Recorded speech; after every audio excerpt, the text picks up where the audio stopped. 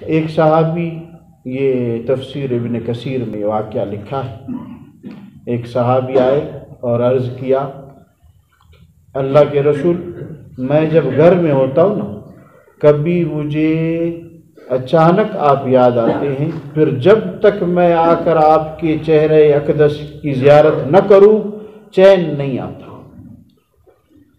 اور کبھی کبھی میرے دل میں یہ بات بھی آتی ہے کہ آپ بھی دنیا سے جائیں گے، میں بھی جاؤں گا، اور انبیاء کا درجہ وہ بڑا ہوتا ہے اور جو امتی ہے وہ نیچے درجوں میں ہوتے ہیں، تو پھر جنت کا کیا مزہ جب وہاں بھی آپ کی زیارت نہ ہو؟ مزہ تو نہیں۔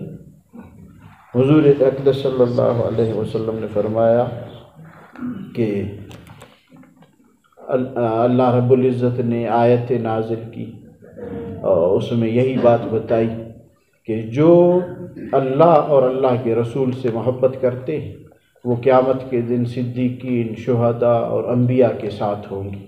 صحابہ کرام اس آیت کو سن کے فرماتے ہیں ہم اتنے خوش ہوئے کہ شکر ہم اللہ کے نبی سے محبت کرتے، قیامت کے دن اللہ کے نبی کے ساتھ ہوں گے۔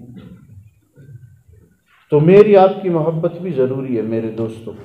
دنیا ویسے گزرنے والی ہے، یہاں کوئی فقیر ہے اس کی دنیا بھی گزر جائے گی، کوئی مظلوم ہے گزار دے گا دنیا، کوئی تنگ دست ہے، کوئی بیمار ہے، وقت گزر جائے گا۔